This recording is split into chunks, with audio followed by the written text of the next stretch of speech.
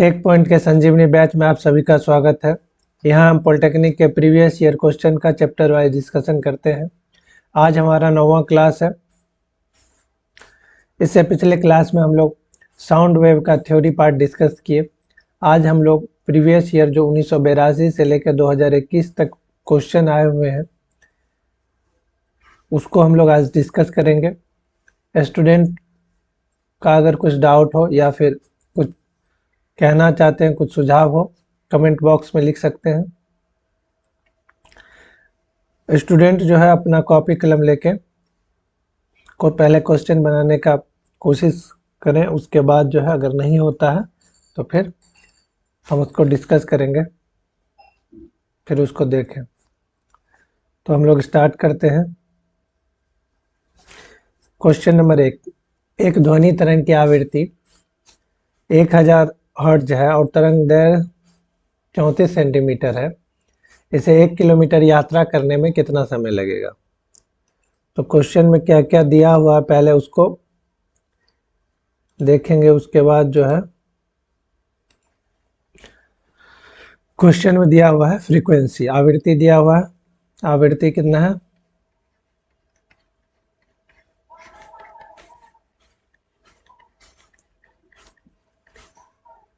तरंग दैर्घ्य यानी कि लैम्डा दिया हुआ है 34 सेंटीमीटर को अगर हम इसको मीटर बना लें 0.34 मीटर। 1 किलोमीटर यात्रा करने में डिस्टेंस की अगर बात करें तो डिस्टेंस कितना है? जो दूरी बराबर 1 किलोमीटर यानी कि 1000 मीटर। हमको क्या निकालना है? समय।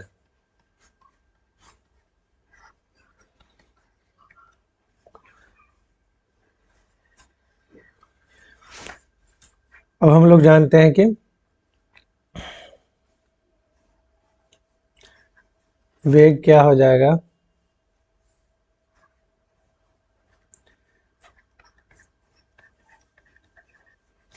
आवृत्ति गुना तरंग दैर्घ्य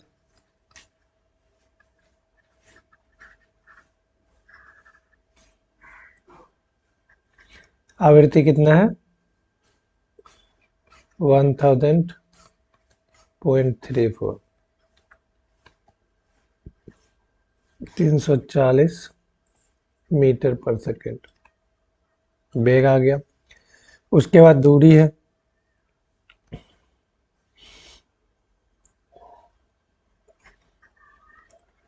चाल बराबर दूरी बटे समय।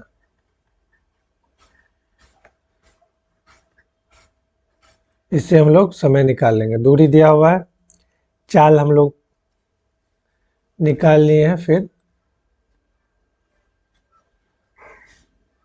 इसको वेग नहीं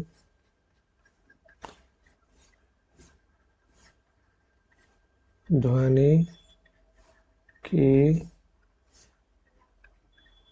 चाल बोलेंगे।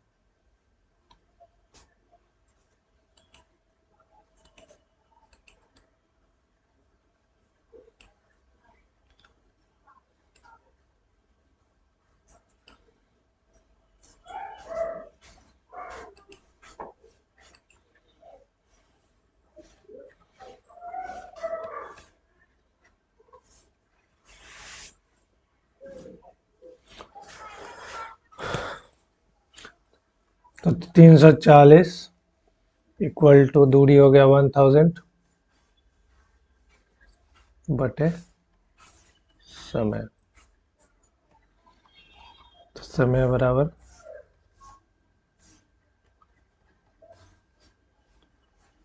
1000 बटा 340,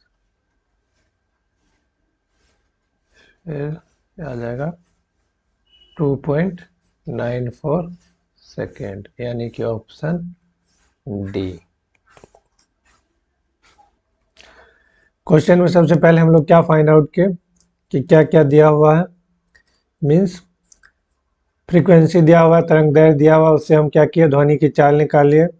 फिर चाल निकालने के बाद हमारे पास क्या क्या है? चाल और दूरी है। फिर तो उसके बाद फॉर्मूला से हम समय निकाल लिया। तो लगभग क्वेश्चन जो है सारे क्वेश्चन फॉर्मूला बेस ही आते हैं। क्वेश्चन नंबर 2, दो तरंगों का विस्थापन निम्न से दर्शाया गया है। तो क्या दिया हुआ है? एक y1 equal to a sine 200 pi t दिया हुआ है, y2 equal to a sine 208 pi t दिया हुआ है। सामान्य तरंग को दर्शाया गया किस चीज से?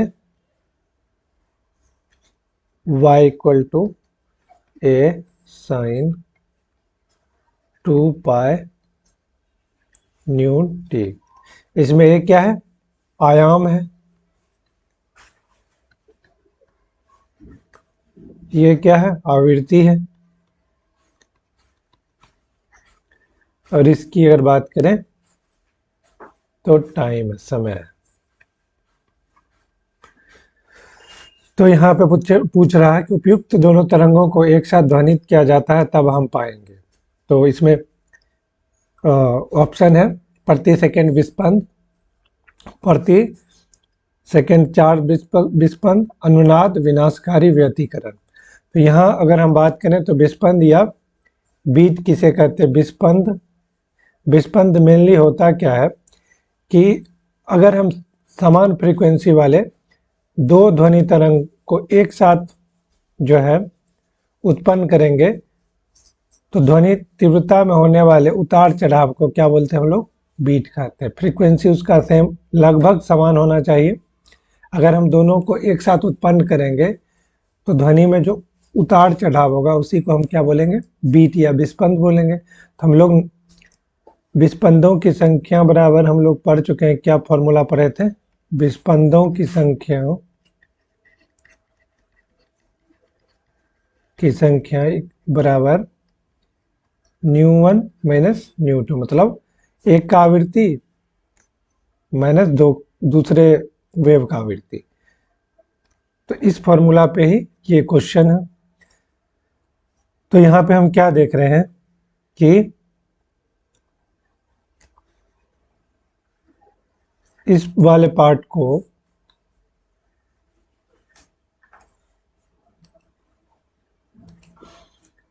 अगर हम इस वाले पार्ट को और इस वाले पार्ट को इससे कंपेयर करें तो क्या आ जाएगा?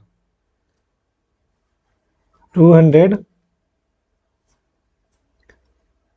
पाई इक्वल टू 2 पाई म्यू1। म्यू1 इक्वल टू क्या हो जाएगा? 100।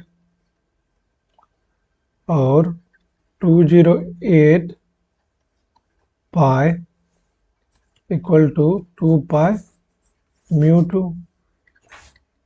यहाँ म्यू2 क्या आ जाएगा? 104। तो विस्पंदों की संख्या यहाँ पर क्या हो गया?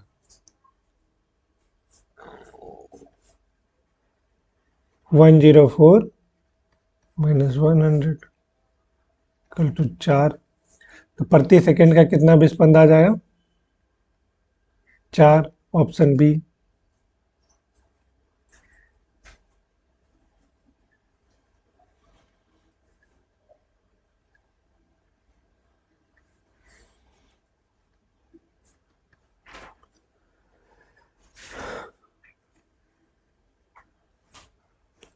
यहाँ पे हम क्या पूछा है? विस्पंदों की संख्या। अगर विस्पंदों की संख्या का फॉर्मूला अगर हमें आता है तो इस क्वेश्चन को बनाने में कोई दिक्कत नहीं है। क्वेश्चन नंबर 3, प्रकाश का तरंग दैर्ध्य किस रंग का सबसे कम होता है? तो प्रकाश का तरंग दैर्ध्य किसका सबसे कम होता है? तो अगर हम बात करें प्रकाश का तो क्या होता है? 7 रंग का अगर बात करें, भी बग ग्योर,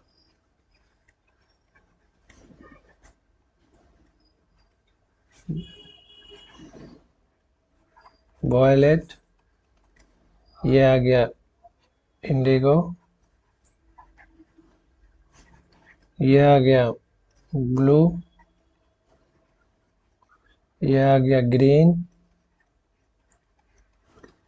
ये आ गया येलो, ये आ गया ऑरेंज, और ये आ गया रेड।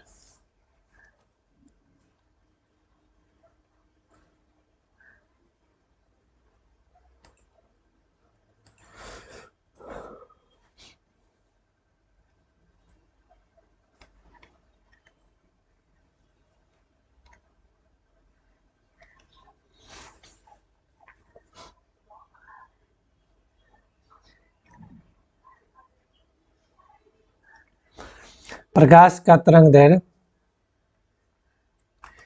किस रंग के लिए सबसे कम होता है? तो अगर हम बात करें तो हम लेफ्ट टू राइट जाते हैं तो क्या होता है? तरंग दैर्घ्य बढ़ता है।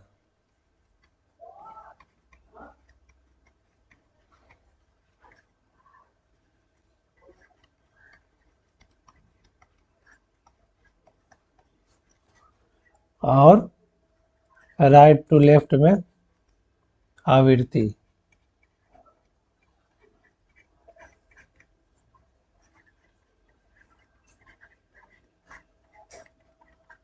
मीन्स इसमें क्या होगा? तरंग दैर्घ्य सबसे कम क्या होगा? वायलेट का, उसके बाद इंडिगो का, उसके बाद ब्लू का, बैगनी, जामुनी, नीला, हरा, पीला, नारंगी और लाल। सबसे ज़्यादा तरंग दैर्घ्य किसका होता है? लाल का। इसीलिए जो है ट्रैफिक लाइट में क्या होता है कि जो है सिग्नल जो है रेड कलर का होता है। तो ये रेड कलर जो है क्या होता है कि तरंग दैर्घ्य के कारण ही जो है ये क्या होता है कि बहुत दूर से ही हम लोग को दिख जाता है। तो रेड कलर का तरंग दैर्घ्य सबसे अधिक होने के कारण ही यह जो है ट्रैफिक लाइट में जो है यूज किया जाता है, ताकि हम लोग को आसानी से दिख सके। तो सबसे कम क्या होता है? वायलेट का, उसके बाद इंडिगो का, तो बैगनी। यहाँ पे सबसे कम किसका हो जाएगा? बैगनी का। उसके बाद क्या? इंडिगो का। तो सबसे कम तरंग दैर्घ्य होता है बैगनी का और सबसे ज़्यादा रेड का। तरंग दैर्घ्य ज़्यादा होने के कारण ही हमको दूर से ही आसानी से दिख जाता है लाल कलर, इसीलिए हम इसका उपयोग क्या करते हैं? ट्रैफिक लाइट में करते हैं। ट्रैफिक लाइट में रेड कलर का जो यूज होता है रुकने के लिए, उसको हम दूर से ही देख पाते हैं, तरंग दैर्घ्य ज़्यादा तरंग दैर्घ्य होने के कारण ही। तो सबसे कम किसका होता है? बैगनी का। प्रतिध्वनि स्पष्ट सुनाई पड़ने के लिए ध्वनि का परावर्तन करने वाली सतह को स्रोत से दूर होना चाहिए। क्वेश्चन नंबर 4 की अगर बात करें तो लगभग 17 मीटर की दूरी पर होना चाहिए, मतलब 17.2 मीटर की दूरी पर होना चाहिए। इसमें तो ए ऑप्शन होगा नहीं, बी लगभग में है तो ऑप्शन बी ही मारेंगे। अनंत पर तो नहीं होगा, एकदम श्रोता के निकट भी आंसर नहीं होगा। तो इसमें क्या आंसर आ जाएगा कि कम से कम 16.5 मीटर की दूरी पर। तो लगभग 17 के आसपास जो वैल्यू होगा उसको हम टिक करेंगे। हम इसको निकाले थे कि ध्वनि का वायु में वेग क्या होता है?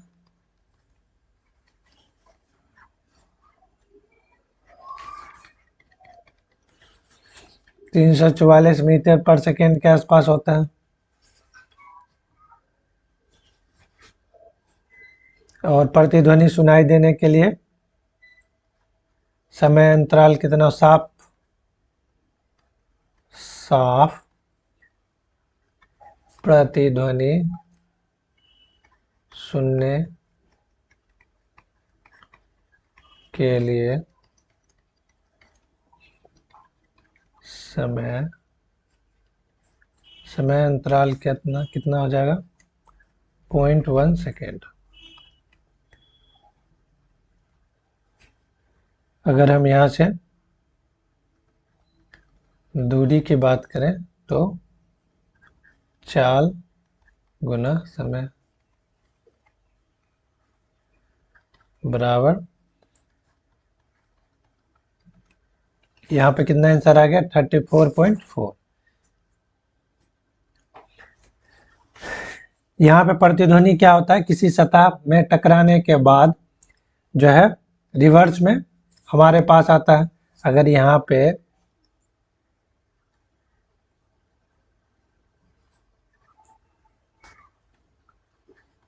आदमी अगर खड़ा है तो ध्वनि की अगर बात करें तो किसी सतह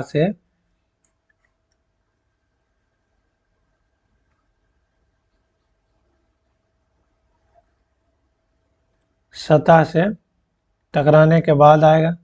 मीन्स इसकी दूरी जो है टोटल डिस्टेंस की अगर बात करें तो यहाँ से अगर काउंट करें तो क्या हो जाएगा कि आधी होनी चाहिए। मीन्स ध्वनि जितना दूरी कवर किया उसके आधी होना चाहिए। तो क्या हो जाएगा, इस इससे दूरी कितनी होनी चाहिए, आधी होनी चाहिए। तो श्रोता की दूरी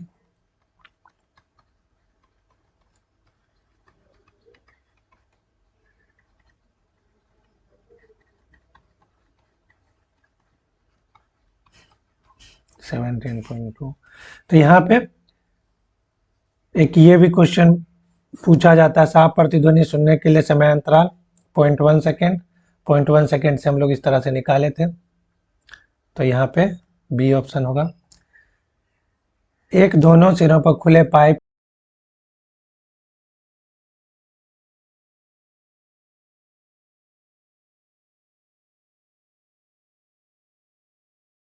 क्वेश्चन नंबर 5 की अगर बात करें तो क्वेश्चन नंबर 5 में क्या बोल रहा है, एक दोनों सिरों पर खुले पाइप की मूल आवृत्ति n है। यदि इसका एक सिरा बंद कर दिया जाए तब मूल आवृत्ति इसमें परिवर्तित हो जाएगी।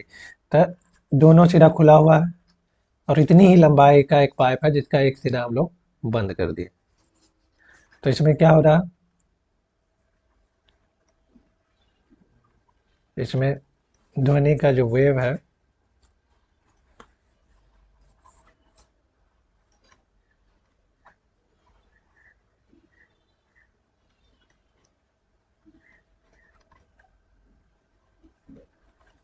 n क्या हो गया, निस्पंद, और ये क्या हो गया, प्रस्पंद। इसकी लंबाई कितनी है, l, और इसकी लंबाई भी l है। तो यहाँ पे भी एक निस्पंद बना और यहाँ पे एक प्रस्पंद बना।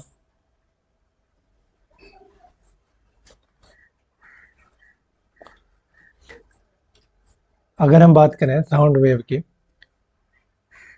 तो तरंग दैर्घ्य क्या होता है, दो क्रमागत श्रृंग और गर्त के बीच का दूरी होता है। मीन्स यहाँ से यहाँ तक के बीच का दूरी क्या हो जाएगा, लैम्डा तरंग दैर्घ्य।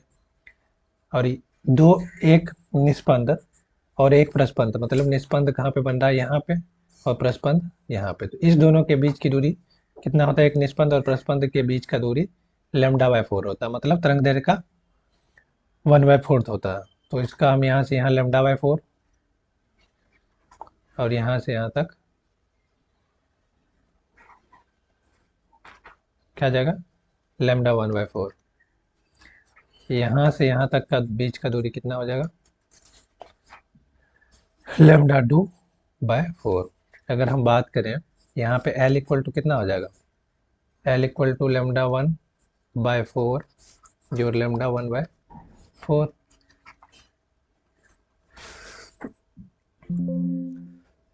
तो यहाँ λ1/2L, देन λ1 इक्वल टू कितना आ जाएगा, 2L।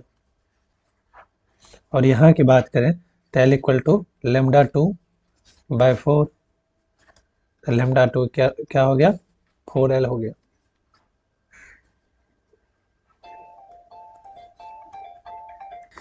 यहाँ से हम दोनों केस में क्या निकाल लिया, तरंग दैर्घ्य निकाल लिया। तरंग दैर्घ्य क्या हो गया, यहाँ पे 2L आया, यहाँ पे 4L आया। मीन्स यहाँ पे एक बोला खुला पाइप, खुला पाइप में अलग तरंग दैर्घ्य होगा और बंद पाइप में अलग तरंग दैर्घ्य होगा, इसकी आवृत्ति भी अलग होगी। दोनों की लंबाई अगर बात करें तो दोनों की लंबाई हम सेम लिए हैं, उसका एक सिरा बंद कर दिए। तो उसमें क्या बना, एक प्रस्पंद और एक निस्पंद। और इसमें इस केस में क्या बना, एक निस्पंद और एक निस्पंद और दो प्रस्पंद बना। तो इस तरह से हम जानते हैं कि ध्वनि का वेग क्या होता है, का वेग की बात करें तो आवृत्ति गुना तरंग दैर्घ्य। तो दोनों ही केस में क्या होगा, ध्वनि का वेग समान होगा। तो पहला केस में अगर हम देखें तो भी कितना हो जाएगा, क्या बोल रहा है आवृत्ति, पहले केस में खुले हुए पाइप वाले केस में दिया हुआ है n और इंटू लेमडा वन का वैल्यू क्या है n इंटू 2l। दूसरे केस में b इक्वल टू कितना हो जाएगा n2 अगर मान ले लेमडा 2, तो n2 क्या वैल्यू n2 इंटू लेमडा 2 का वैल्यू 4l। दोनों केस में क्या होगा, ध्वनि का वेग क्या होगा, सेम होगा। तो n into 2l equal to n2 into 4l। तो n2 equal to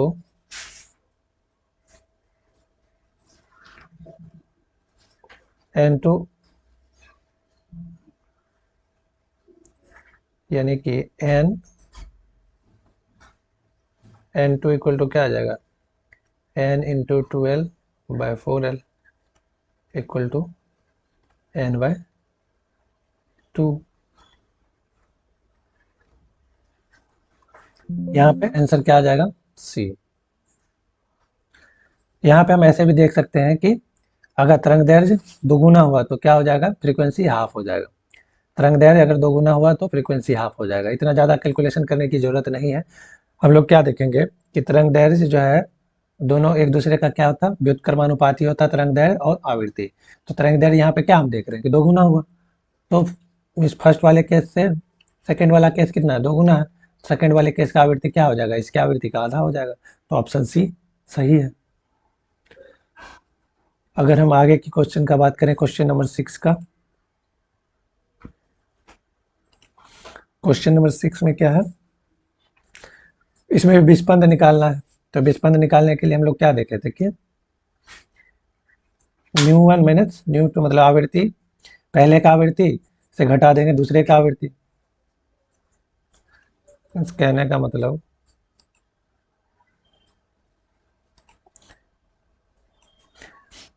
y1 equal to दिया हुआ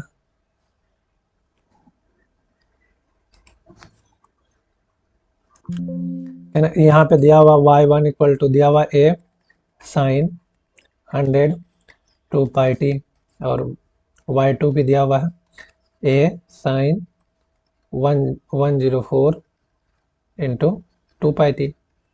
अगर हम इसको स्टैंडर्ड इक्वेशन से करें, कंपेयर करें, तो क्या आता है, स्टैंडर्ड इक्वेशन क्या है, y equal to a sine 2π nu into T.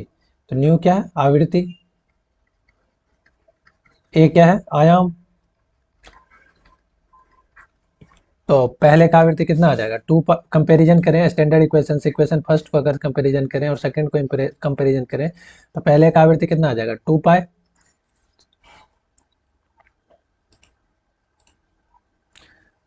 2π, ये 2π और ये 2π कंपेरिजन करें तो यहाँ पे क्या बचा, n और ये बचा। तो n1 क्या हो जाएगा 100 और n2 क्या आ जाएगा 104। तो विस्पंदों की संख्या क्या होगा, विस्पंदों की संख्या जिसकी आवृत्ति ज़्यादा होगी उसमें से कम वाले को घटा देंगे, यानी कि n2 माइनस n1, 104 माइनस 100। क्या गया, 4 विस्पंद यानी कि 4 बीट प्रति सेकेंड। इसका आंसर भी हो जाएगा। इस तरह का क्वेश्चन हम पीछे भी देख चुके हैं। अब आगे का क्वेश्चन, एक तरंग 0.8 सेकेंड में 24 चक्र पूरा करती है। तो तरंग की आवृत्ति, आवृत्ति का डिफिनेशन हम लोग क्या पढ़े थे कि 1 सेकेंड में जितना चक्र पूरा करेगी उसको उस वेव का, उस तरंग का क्या बोलेंगे, आवृत्ति बोलेंगे। तो यहाँ दिया हुआ है 0.8 सेकेंड में, तो 0.8 सेकेंड में कितना चक्र, 24 चक्र 0.8 सेकेंड में। इसीलिए 1 सेकेंड में कितना चक्र पूरा करेगी, तो 1 सेकेंड में पूरा करेगी 24/0.8। अगर हम इसको सॉल्व करें, अतिरिक्त 24 इक्वल टू 30 चक्र, यही क्या हो गया, हमारा आवृत्ति हो गया।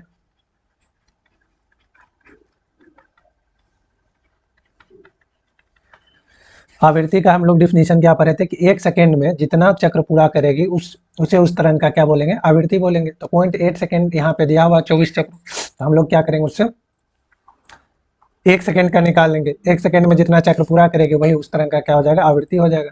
प्रतिध्वनि सुनाई देने के लिए यदि एक दीवार से मूल आवृत्ति परावर्तित होकर इतने समय पश्चात हमारे कानों तक पहुंचेगी, तो प्रतिध्वनि के लिए हम लोग क्या देखे थे, क्वेश्चन नंबर 8 के लिए अगर बात करें तो 1/10 सेकंड में प्रतिध्वनि साफ सुनाई देता है, उसके बीच का समय अंतराल कितना होना चाहिए, 1/10 second. Question D, option D यहाँ पे सही हो जाएगा। अगर क्वेश्चन नंबर 9 की बात करें तो यहाँ पे क्या, ध्वनि का वेग तापमान पे अपने 27 डिग्री सेंटीग्रेड पर वेग के मान का 2 गुना हो जाएगा। तो यहाँ पे हम क्या देखते हैं, वेग जो है ध्वनि का वो क्या होता है, समानुपाती होता है टेम्परेचर के रूट अंडर का। तो टेम्परेचर यहाँ पे किस में लिया जाता है, केल्विन में। तो केल्विन में यहाँ पे T1 इक्वल टू दिया हुआ है 27 डिग्री सेंटीग्रेड, तो इक्वल टू क्या हो जाएगा, 70 केल्विन में बदलने के लिए 27 + 273 इक्वल टू 300 केल्विन। अगर हम बात करें दोगुना वेग बोल रहा है तो यहाँ पे क्या हो जाएगा, V इक्वल टू √300, ये इक्वेशन फर्स्ट। और क्या करना है, यहाँ पे वेग का मान दोगुना करना है, 2V इक्वल टू √, यहाँ कर लें T2, तो ये इक्वेशन सेकेंड हो गया। तो इक्वेशन फर्स्ट को डिवाइड कर देते हैं सेकेंड से, तो V/2V इक्वल टू √300 बटा √T2, तो V कट गया। अगर दोनों तरफ स्क्वायर कर दिया तो 1/4 इक्वल टू 300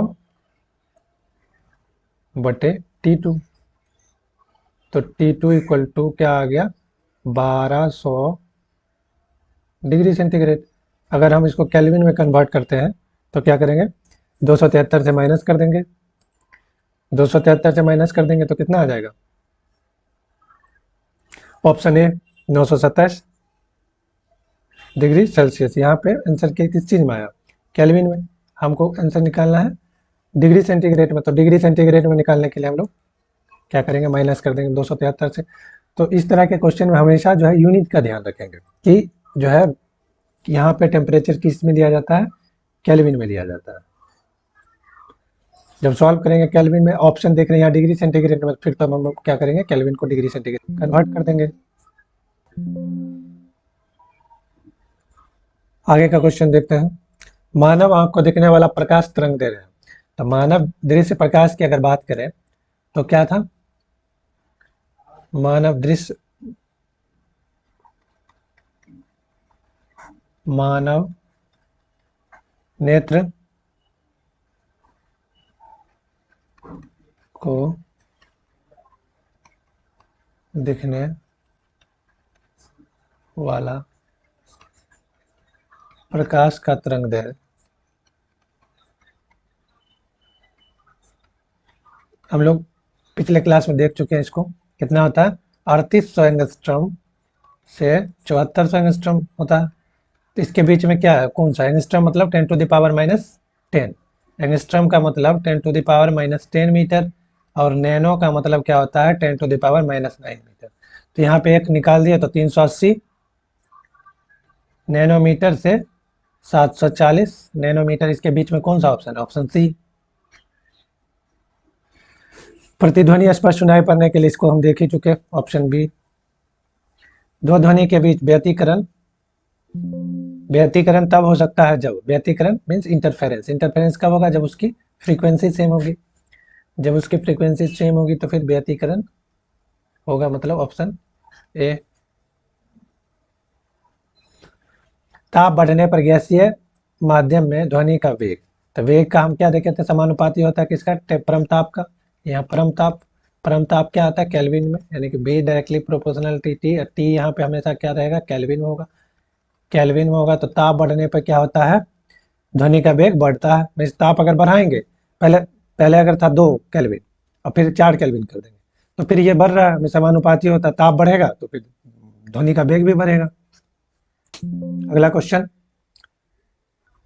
75 सेंटीमीटर लंबे तने हुए तार द्वारा ध्वनि उत्पन्न की मूल आवृत्ति 300 हर्ट्ज है, इसकी लंबाई में कितना परिवर्तन कर दिया जाए कि उससे उत्पन्न ध्वनि की मूल आवृत्ति 450 हर्ट्ज हो जाए। तो यहाँ पे अगर क्वेश्चन में क्या क्या दिया हुआ है, L1 दिया हुआ है, L1 कितना है, 75 सेंटीमीटर, और न्यू वन कितना है 300 हर्ट्ज,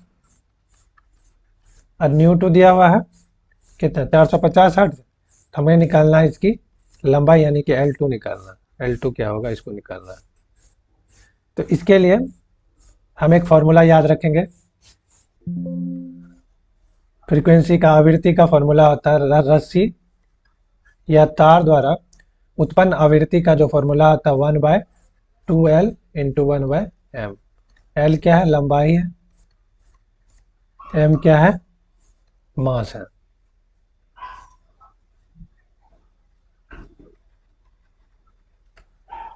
तो आवृत्ति क्या हो गया इनवर्सली प्रोपोर्शनल टू L मैंने व्युत्क्रमानुपाती। तो इसका क्या हो जाएगा N1/N2 इक्वल टू L2/L1। तो इसी पे अगर हम रखते हैं, इसी पर अगर हम रखते हैं तो क्या हो जाएगा N1 का वैल्यू दिया हुआ है 300, N2 का 450, L2 निकालना है और L1 का वैल्यू दिया है 75 सेंटीमीटर। तो ये कटा, फिर L2 इक्वल टू हम क्या किए 30 गुना 75/45, 3 से 10 इक्वल टू 50 सेंटीमीटर आ गया। यहाँ अगर लेंथ लिए हैं सेंटीमीटर में तो यहाँ पे क्या आएगा सेंटीमीटर में ही आंसर आएगा। तो यहाँ पे क्या हो रहा है 50 सेंटीमीटर में लेंथ घटा देना होगा इसका। तो लेंथ घटा देंगे मतलब 25 सेंटीमीटर घटा दिया जाए। यहाँ पहले 75 था, अब कितना हो गया 50 हो गया। तो 75 से अगर 50 करना है तो 25 सेंटीमीटर हमको घटाना होगा, ऑप्शन बी। इसमें ऑप्शन अच्छी तरह से पढ़ के और समझ के मारेंगे। अगर यहाँ 50 है तो लंबाई 50 सेंटीमीटर डायरेक्ट अगर मार दिए तो फिर गलत हो जाएगा। तो यहाँ पे लंबाई घटाना होगा कितना 25 सेंटीमीटर। तो यहाँ पे किस फॉर्मूला को याद रखना है, इस फॉर्मूला को, एक ये फॉर्मूला हो गया आवृत्ति का, वेग का फॉर्मूला हो गया। वेग वेग क्या होता है समानुपाती होता है परमताप का, इसको भी याद रखेंगे। अभी तक यही दोनों फॉर्मूला इंपोर्टेंट मिस है जिससे क्वेश्चन बन रहा है। तो इस दोनों फॉर्मूला को अच्छी तरह से ध्यान में रखेंगे।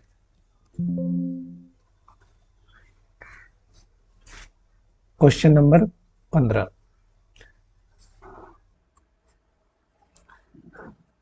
क्वेश्चन की अगर बात करें तो यहाँ पे दिया हुआ है 20 पूर्ण तरंगे प्रति सेकंड, यानी कि एक सेकंड में कितनी तरंगे हो रही है 20 तरंग, मतलब आवृत्ति दिया हुआ है, आवृत्ति दिया हुआ है 20 हर्ट्ज, इसको हम लिख सकते हैं। यहाँ पे एक सेकेंड में प्रति सेकेंड 20 तरंगे पूरी होती है। तो एक सेकेंड में 20 तरंगे में आवृत्ति के डिफिनेशन से अगर हम देखें तो आवृत्ति का क्या डिफिनेशन था कि एक सेकेंड में जितना जो है चक्र पूरा करेगी उसे उस तरंग का क्या बोलेंगे आवृत्ति। तो यहाँ पे कितना 20 चक्र पूरा कर रही है तो आवृत्ति 20 हर्ट्ज हो गया।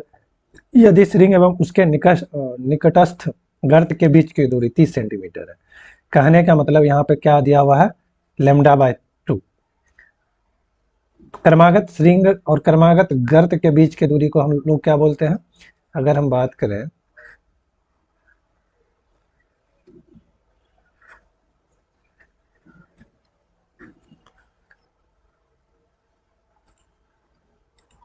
यहाँ पे ये आ गया श्रृंग, ये आ गया गर्त, ये आ गया श्रृंग। तो ये आ गया श्रृंग, ये आ गया श्रृंग, ये आ गया गर्त। अगर इस दोनों के बीच की दूरी श्रृंग और श्रृंग के बीच की दूरी की बात की जाए तो ये क्या होता है तरंग दैर्घ्य यानी कि लैम्डा। और यहाँ पे क्या पूछ रहा है श्रृंग और गर्त के बीच की दूरी, तो यहाँ क्या है λ/2 है। तो λ/2 दिया हुआ है 30 सेंटीमीटर, तो लैम्डा क्या हो जाएगा 60 सेंटीमीटर। तो अगर हम तरंग के वेग की बात करें तो वेग बराबर क्या होता है n न्यू इंटू लैम्डा। तो n क्या है 20 गुना तरंग दैर्घ्य की बात करें तो 60, तो क्या आएगा 1200 सेंटीमीटर पर सेकेंड। Answer D.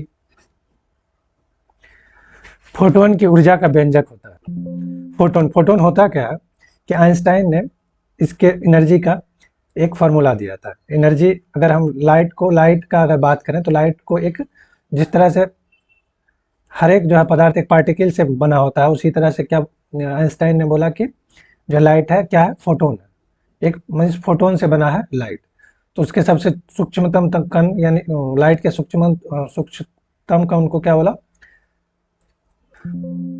फोटोन। तो एक फोटोन का एनर्जी का फॉर्मूला क्या दिया था? H into mu. एच क्या? Planck constant. म्यू क्या? आवृत्ति। तो एच, इसको क्या लिखे? म्यू इक्वल टू हम जानते हैं कि वेलोसिटी बाय यानी कि c by lambda. C light की वेलोसिटी, तो इसको क्या लिया? H c by lambda. तो एच सी बाय लेमडा यानी कि ऑप्शन डी। ये आइंस्टाइन दिए थे, E equal to h mu. Mu क्या है? आवृत्ति। यह क्या? आवृत्ति। आवृत्ति। सी क्या है? लाइट का वेलोसिटी है, लाइट वेलोसिटी। तो एच सी बाय लेमडा, इसको ध्यान रखेंगे इस फॉर्मूला को। रेडियो तरंग की चाल और प्रकाश की चाल का अनुपात। रेडियो तरंग क्या है? इलेक्ट्रोमैग्नेटिक वेव है। तो इलेक्ट्रोमैग्नेटिक वेव का और प्रकाश का चाल क्या होता है? दोनों सेम होता है। तो उसका अनुपात क्या हो जाएगा? एक। दो तरंगों का समीकरण दिया हुआ है, तो प्रथम तरंग द्वितीय से कला में अगर हम बात करें, दोनों का अगर देखें, पहले तरंग का अगर देखें तो क्या है? ये ए साइन ओमेगा टी। और दूसरा तरंग का क्या हो जाएगा?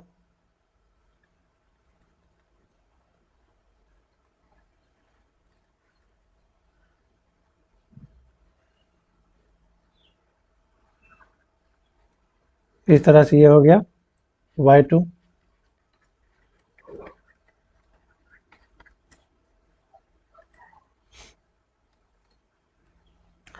तो यहाँ से हम क्या देख रहे हैं? अगर इसकी बात करें तो ये यहाँ आ जाएगा। तो यहाँ से यहाँ के बीच का दूरी क्या है? π/2।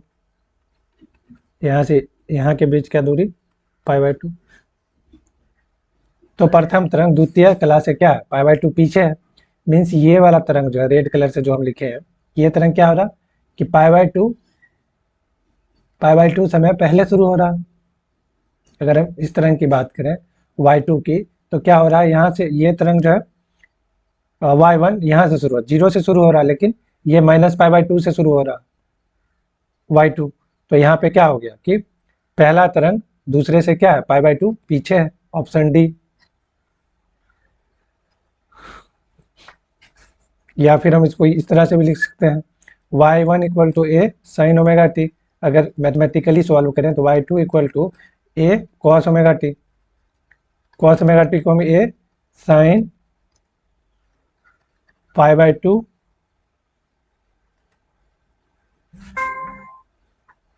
प्लस ओमेगा टी लिख सकते हैं। तो ये क्या है? दूसरा तरंग π/2 ज़्यादा है इससे पहले से, तो वही ऑप्शन क्या हो जाएगा? डी। अगर हम इसको मैथमेटिकली देखें तो इस तरह से बना सकते हैं, π/2 ज़्यादा है। एक तरंग की आवृत्ति 400 हर्ट्ज और तरंग दैर्ध्य 8 मीटर है। तो तरंग का वेग निकालें, तो तरंग का वेग बराबर क्या होगा? आवृत्ति इंटू तरंग दैर्ध्य। तो 400 गुना 8 equal to 3200 metre per second. तो यहाँ क्या है? ये फॉर्मूला ध्यान में रखना, वेलोसिटी इक्वल टू तो 3200 मीटर पर सेकेंड। प्रासर्व ध्वनि की आवृत्ति। प्रासर्व ध्वनि की आवृत्ति अल्ट्रासोनिक की क्या होती है?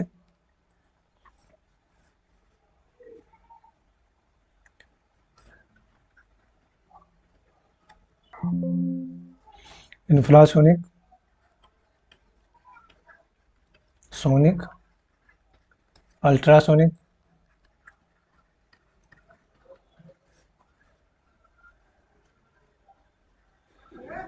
सोनिक मीन्स इसका जो सुनने वाला मानव का जो है कान का श्रवण शक्ति के फ्रीक्वेंसी रेंज कितना होता है?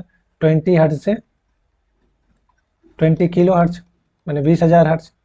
ये क्या होता है? Greater than 20 kilo hertz. Kilo क्या होता है? 20,000। 20,000 से ज़्यादा होता है। और इससे ये क्या होता है? Less than 20 hertz. हम लोग सुनते हैं इस फ्रीक्वेंसी के रेंज के बीच में जो फ्रीक्वेंसी होगा उसी को सुन पाते हैं। इससे कम इंफ्रासोनिक और इससे ज़्यादा अल्ट्रासोनिक। तो 20,000, इसको इस रेंज को हम लोग ध्यान में रखेंगे। अल्ट्रासोनिक जो कि अल्ट्रासाउंड में यूज किया जाता है। अल्ट्रासाउंड में कौन सा वेव यूज किया जाता है, कौन सा साउंड यूज किया जाता है, तो अल्ट्रासोनिक साउंड यूज किया जाता है। तो अल्ट्रासाउंड का क्या होता है फ्रीक्वेंसी, 20,000 से ज़्यादा होता है, तो 20,000 से ज़्यादा, इस रेंज को ध्यान में रखेंगे। यदि दो स्वरित्र त्रिभुजों की द्विभुजों की आवृत्तियां 256 हर्ट्ज और 384 हर्ट्ज है, तो इनके द्वारा उत्पन्न ध्वनियों का तरंग दैर्घ्य, हम तो जानते हैं कि आवृत्ति क्या होता है, व्युत्क्रमानुपाती होता है तरंग दैर्घ्य का, सीधी सी बात है, ये तो हम लोग देखे ही हैं। तो क्या हो जाएगा, n1 बटे n2 इक्वल टू लेमडा 2 बटे लेमडा 1, तो 256 बटे 384 equal to lambda 2 by lambda 1। अगर इसको काटें तो यहाँ पे क्या आ जाएगा, 128 से काटे 128 दो बार में और 128 से 3 बार में, कितना आ जा रहा है,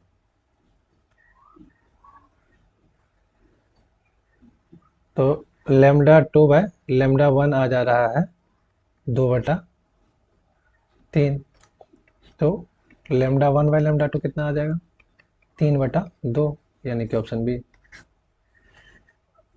यहाँ पे इनके द्वारा हवा में उत्पन्न ध्वनियों के तरंग दैर्घ्य की तुलना करें, तो यहाँ पहले वाले को क्या माने n1 और दूसरे वाले को n2, तो उसी तरह से हमको यहाँ लेमडा 1 बाय लेमडा 2 का वैल्यू निकालना है। कभी कभी ऑप्शन में 2/3 भी होगा, 2:3 भी होगा, तो उसको ध्यान से देखेंगे उस ऑप्शन को, और जो सही ऑप्शन है उसमें टिक करके आएंगे। किसी रेडियो तरंग की आवृत्ति दिया हुआ है, कितना आवृत्ति दिया हुआ है, एन दिया हुआ 450 हर्ट्ज, तो तरंग दैर्घ्य याद करें तो लैम्डा निकालना है। तो रेडियो तरंग का हमें पता है क्या, वेलोसिटी पता है क्या होता है, 3 × 10⁸ मीटर पर सेकंड, लाइट के वेलोसिटी के बराबर। तो वेलोसिटी बराबर क्या होता है, n into lambda. Simple formula है, फार्मूला में पुट करके इसको बना देना, 3 × 10⁸ लेमडा निकालना है, 450 गुना लेमडा, तो लेमडा बराबर 3 × 10⁸ बटे 450। तो अगर हम इसको सॉल्व करें तो यहाँ पे क्या दिया हुआ है, रेडियो तरंग की आवृत्ति दिया हुआ है 350 किलो हर्ट्ज, यानी कि यहाँ पे किलो, अगर किलो मतलब 450 गुना 10⁻³ हर्ट्ज। यूनिट का हमेशा ध्यान रखेंगे, इंटू 10⁻³ आ जाएगा यहाँ पे। तो यहाँ पे सॉल्व करेंगे तो क्या आएगा, 3 × 10⁻⁴ बटे 45, यहाँ पे क्या आ जाएगा 6.66 इंटू 10⁻², यानी कि ऑप्शन ए मीटर। ध्वनि तरंगे क्या होती है, अनुदैर्घ्य होती है, तो ऑप्शन ए। अगर प्रकाश तरंग की बात करें तो अनुप्रस्थ होगी, या फिर नदी के पानी में अगर हम कुछ गिराते हैं, पत्थर का टुकड़ा गिराते हैं, तो उसमें भी क्या बनता है, अनुप्रस्थ तरंग बनता है। प्रतिध्वनि का कारण है, प्रतिध्वनि, ध्वनि में भी क्या होता है, अपवर्तन और परावर्तन होता है। तो प्रतिध्वनि परावर्तन रिफ्लेक्शन के कारण ही बनता है, परावर्तन के कारण। प्रतिध्वनि क्या होता है कि हम उसी आवाज को फिर से सुनते हैं, उसी को हम प्रतिध्वनि कहते हैं। उसका क्या होता है, वह 1/10 सेकेंड होना चाहिए और 17.2 मीटर पर श्रोता को खड़ा होना चाहिए। इस दोनों पॉइंट को भी याद रखेंगे। प्रकाश के रंग के संगत ध्वनि की गुणता है, तो ध्वनि प्रकाश में क्या क्या होता है, अगर बात करें तो प्रकाश में क्या क्या होता है और ध्वनि में क्या क्या होता है। तो प्रकाश तरंग और ध्वनि तरंग,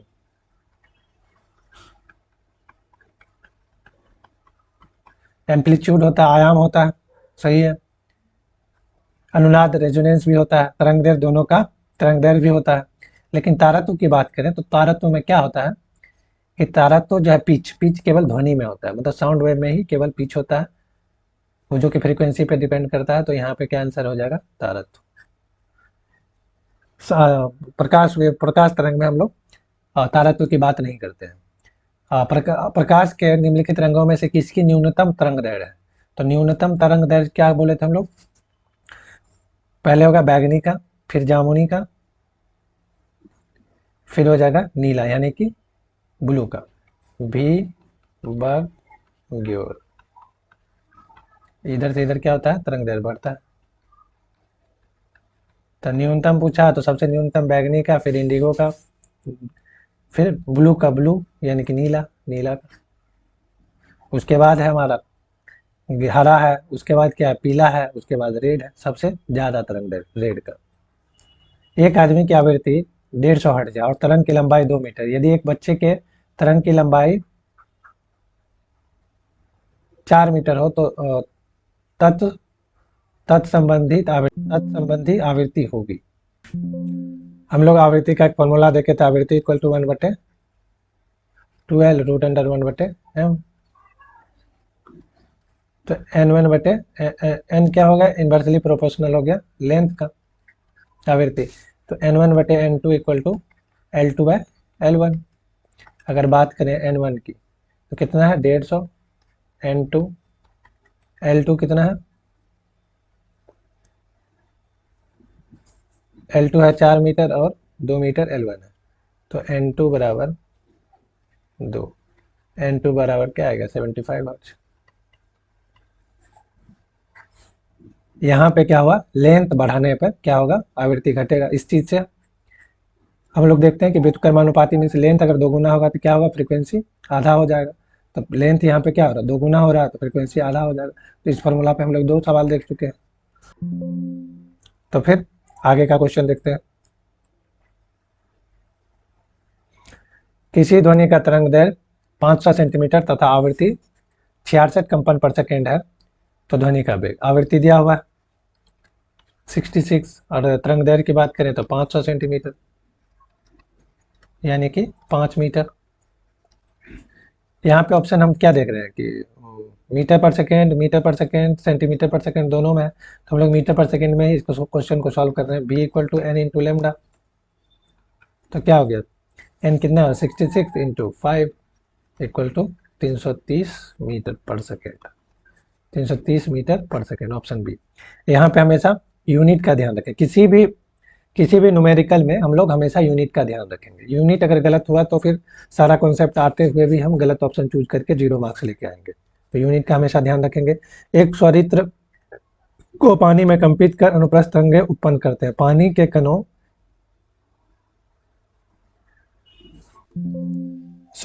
को पानी में कंपित कर अनुप्रस्थ तरंगे की अगर बात करें, पानी में कंपित करने के बाद अगर पानी में हम कोई पत्थर फेंकते हैं तो वहां पे क्या हो रहा है, वहां पे क्या हो रहा है, तरंग का मूवमेंट जो है संचरण इस दिशा में हो रहा है, इस चारों तरफ इस दिशा में हो रहा है।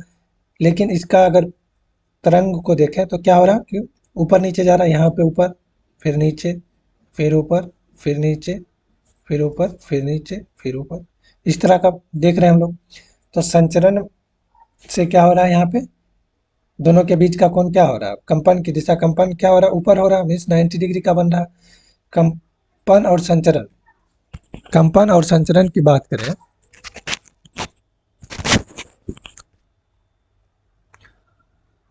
कंपन और संचरण की अगर बात करें तो यहाँ पे क्या हो रहा है कि ध्वनि का इसके वेव का, तरंग का संचरण किस डायरेक्शन में हो रहा, डायरेक्शन की बात करें तो इस डायरेक्शन में। लेकिन कंपन क्या हो रहा, ऊपर नीचे। तो दोनों के बीच का कोण क्या होता है अनुप्रस्थ तरंग में 90 डिग्री होता है। सौरित्र की बात करें तो सौरित्र क्या होता है, द्विभुज सौरित्र इस तरह का होता है। तो ये इससे क्या अनुप्रस्थ तरंगें उत्पन्न होती है। एक कंपित सौरित्र वायु एवं हाइड्रोजन में क्रमशः λ1 एवं λv तरंग दैर्ध्य की तरंगें प्रसारित करता है। वायु में ध्वनि का वेग va हो तो हाइड्रोजन में ध्वनि का वेग होगा। तो v इक्वल टू हम लोग क्या देखें, lambda into n. v directly proportional तरंग दैर्ध्य का होता है। तो अगर बात करें va बटा vb equal to lambda a बटा लैम्डा v,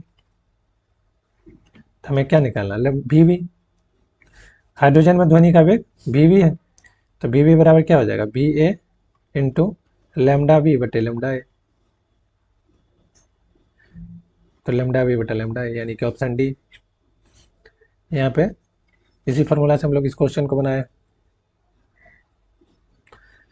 एक पानी के टैंक में 20 पूर्ण तरंगे प्रति सेकंड उत्पादित होती है यदि श्रिंग और उससे निकटस्थ। ये क्वेश्चन पीछे हम लोग कर चुके हैं। इसका आंसर क्या था? 1200 सेंटीमीटर था। हाँ, 1200 सेंटीमीटर पर सेकंड था। इसको स्टूडेंट खुद से ट्राई करें। यदि श्रिंग एवं उसके निकटस्थ गर्त के बीच, इसका क्या होता है? λ/2 यहाँ पे दिया हुआ क्या 30 सेंटीमीटर, तो लैम्डा क्या 60 सेंटीमीटर, और फ्रीक्वेंसी तो दिया हुआ ही है, frequency nu equal to 20 hertz. अब दोनों को सॉल्व कर लेंगे, मल्टीप्लाई कर लेंगे तो 1200 सेंटीमीटर पर सेकंड आ जाएगा। पत्थर का एक टुकड़ा पानी में गिरता है, इससे पानी में उत्पन्न अनुप्रस्थ तरंग की आवृत्ति 40 हर्ट्ज, एन दिया हुआ है 40। यदि तरंग दैर्ध्य 0.5 है तो कंपन का वेग v equal to n lambda, तो 40 गुना 0.5 20 metre per second. Option A. किसी ध्वनि के तरंग दैर्ध्य का अर्थ, तो तरंग दैर्ध्य का अर्थ क्या था कि दो क्रमागत श्रिंग या गर्त के बीच का डिस्टेंस क्या कहलाता है? हम लोग जैसे कि डिफिनेशन देखे हैं, क्या कहलाता है कि हमारा तरंग दैर्ध्य कहलाता है। तो यहाँ पे ऑप्शन क्या है? तरंग में उपस्थित दो लगातार समान कला में कंपन करने वाले कणों के बीच की दूरी। ऑप्शन बी देख लेते हैं, दो लगातार विपरीत कला में, विपरीत कला ये तो नहीं होगा ऑप्शन। एक तरंग शीर्ष से निकटस्थ तरंग गर्त की दूरी, ये भी नहीं होगा। अगर हम बात करें ध्वनि वेव की, तो यहाँ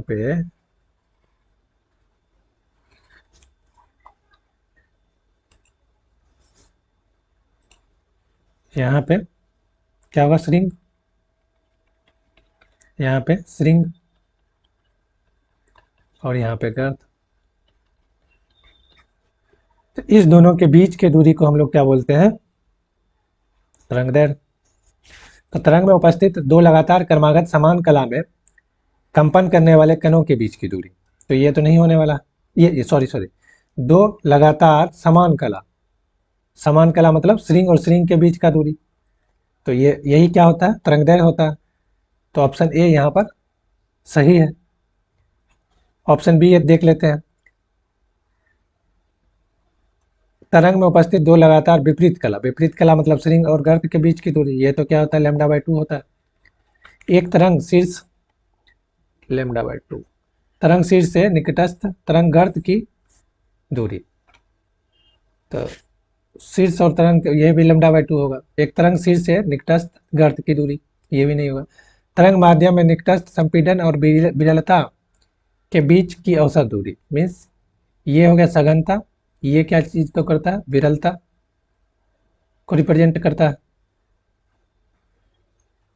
ये संपीड़न, कंप्रेशन, और इसको रेयरफैक्शन बोलते हैं। यहाँ से यहाँ तक संपीड़न, कंप्रेशन, और यहाँ से यहाँ तक रेयरफैक्शन। तो ऑप्शन डी भी नहीं होगा। ऑप्शन ई में किन्हीं भी दो समान कला में उत्पन्न में कंपन करने वाले कणों के बीच की औसत दूरी, तो ये भी नहीं होगा। इसमें क्या है? ऑप्शन ए सही है। किसी माध्यम में ध्वनि तरंग के संचार में माध्यम के कण, ध्वनि क्या है? अनुदैर्घ्य तरंग है। अनुदैर्घ्य तरंग है, तो उसमें हम क्या देखे थे कि ये क्या करता है? कंपन जो है संचरण की दिशा में ही करता है, तो अपनी जगह पर स्थिर होता। ऑप्शन ए नहीं होगा। संचार की दिशा के लंबवत ये अनुप्रस्थ तरंग में होता है, संचार के दिशा में ही कंपन करते हैं, तो ऑप्शन सी। किसी भी दिशा में नहीं होता, संचार के दिशा में ही कंपन करते हैं। और लंबवत ये क्या होता है? अनुप्रस्थ तरंग में।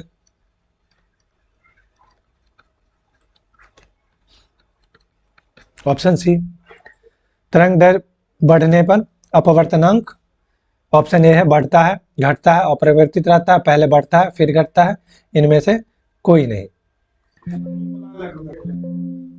अपवर्तनांक का अगर हम फॉर्मूला देखें तो अपवर्तनांक क्या होता है? अपवर्तनांक होता है प्रकाश की चाल, क्या निर्वात में बटे प्रकाश की चाल क्या होगा? किसी माध्यम में। ये क्या है? प्रकाश की चाल किसी निर्वात में, सी। और ये प्रकाश की चाल किसी माध्यम में। तो अगर हम भी की बात करें, भी बराबर क्या हम जानते हैं? आवृत्ति गुना लैम्डा। अगर हम तरंग दैर्घ्य बढ़ाते हैं, आवृत्ति गुना तरंग दैर्घ्य, तो तरंग दैर्घ्य अगर बढ़ाते हैं तो क्या होगा? वेलोसिटी बढ़ेगा। तो वेलोसिटी बढ़ेगा तो क्या होगा, अपवर्तनांक घटेगा। यहाँ अगर वेलोसिटी बढ़ा, तरंग दैर्ध्य बढ़ा है तो वेलोसिटी बढ़ा, वेलोसिटी यहाँ पे अगर बढ़ा तो अपवर्तनांक क्या होगा, घटता है। तो यहाँ पे क्या होता है, अपवर्तनांक घटता है। भाषणों में प्रयुक्त होने वाले ध्वनि प्रवर्धक यानी कि एम्पलीफायर तथा ध्वनि विस्तारक लाउड स्पीकर के द्वारा वक्ता में उत्पन्न ऊर्जा को हम लोग क्या करते हैं, लाउड स्पीकर और एम्पलीफायर से हम लोग क्या करते हैं, वक्ता से उत्पन्न ऊर्जा को क्या करते हैं, नियंत्रित करते हैं। मीन्स उसका क्या करते हैं कि वक्ता अगर बोलता है तो उसका जो है उसका जो है आवाज़ जो है लाउड कर देते हैं। तो उसमें क्या कर रहे हैं हम लोग, बेसिकली हम लोग क्या कर रहे हैं, वक्ता की आवाज़ को नियंत्रित कर रहे हैं। तो नियंत्रित किया जाता है, ऑप्शन बी। तो यहाँ जो हम लोग का लगभग यहाँ पे जो क्वेश्चन डिस्कशन का है साउंड चैप्टर का वो खत्म होता है। तो स्टूडेंट जो है सबसे पहले क्या करें कि थ्योरी पोर्शन जो हम लोग डिस्कस किए हैं उसको पहले जाके देखें, उसको समझें, कॉपी कलम लेके लिखें। मेनली हम लोग यहाँ पे देख रहे हैं कि फार्मूला बेस्ड या फिर डिफिनीशन बेस्ड क्वेश्चन, जितने भी क्वेश्चन हम लोग अभी सॉल्व किए हैं सब के सब लगभग फार्मूला बेस्ड या फिर डिफिनीशन बेस्ड है। तो डिफिनीशन को अच्छी तरह से समझें और जो है फार्मूला को देखें। मेनली फार्मूला किस चीज़ का, वेलोसिटी का यूज किया गया, v इक्वल टू आवृत्ति गुना तरंग दैर्ध्य।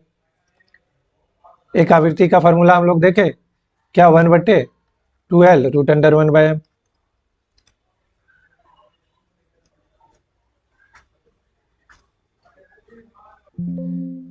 एक क्या देखें, ध्वनि का वेग